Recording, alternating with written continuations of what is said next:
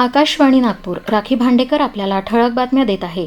क्रांतीसूर्य महात्मा ज्योतिबा फुले यांच्या द्विशताब्दी जयंतीनिमित्त त्यांचं मूळ गाव खनवडी इथं पुणे जिल्हा परिषदेकडून उभारण्यात आलेल्या पहिल्या CBSE ज्योती सावित्री जिल्हा परिषद शाळेचं उद्घाटन मुख्यमंत्री देवेंद्र फडणवीस यांच्या हस्ते काल करण्यात आलं. महिलांना लोकसभा आणि विधानसभेत 33% आरक्षण देण्याचा निर्णय घेण्यात आला आहे. तो महात्मा ज्योतिबा फुले यांच्या स्त्री शिक्षण आणि महिला सक्षमीकरणाच्या विचारांना अनुरूप असून ही त्यांना खरी आदरांजली असल्याचं प्रतिपादन मुख्यमंत्री देवेंद्र फडणवीस यांनी यावेळी बोलताना केलं. प्रादेशिक वाहतूक प्राधिकरणाच्या माध्यमातून शालेय बसचं शुल्क निश्चित करण्याचा प्रस्ताव राज्य सरकारनं सादर केला आहे. यानुसार पालकांकडून केवळ मासिक शुल्क घेतलं जाईल. एकरकमी आगाऊ रक्कम घ्यायला सरकारनं मनाई केली आहे. 5वी पर्यंतच्या विद्यार्थ्यांची ने-आण करणाऱ्या वाहनात महिला परिचर असणं आवश्यक असेल. विद्यार्थ्यांच्या सुरक्षिततेसाठी प्रत्येक वाहनात डिजिटल सेफ्टी मॉनिटरिंग सिस्टीम बसवणे आवश्यक असेल.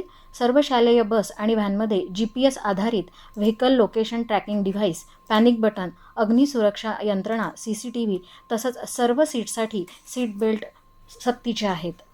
बुलढाणा जिल्ह्यातील विविध तालुक्यांमध्ये 10 ठिकाणच्या ग्रामीण क्षेत्रांमध्ये नॅशनल बँकांच्या नवीन शाखा सुरू करण्याबाबत केंद्रीय अर्थ मंत्रालयानं मान्यता दिली आहे.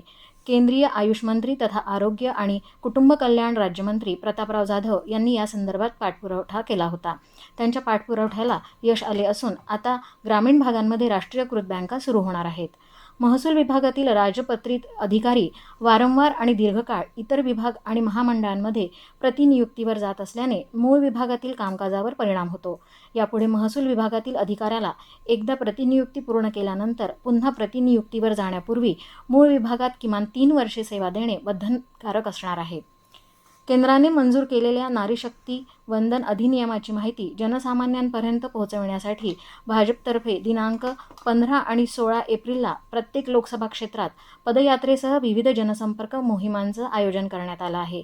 या निमित्तानं नागपुरात 13 एप्रिल रोजी दुपारी 4 वाजता व्हरायटी चौकातून संविधान चौकापर्यंत रॅली काढण्यात येणार असल्याची माहिती महापौर नीता ठाकरे आणि प्रदेश सरचिटणीस अर्चना डेहनकर यांनी पत्रकार परिषदेत दिली. याबरोबरच हे बातमीपत्र संपलं. यानंतरचं प्रादेशिक बातमीपत्र संध्याकाळी 6 वाजता प्रसारित होईल. नमस्कार.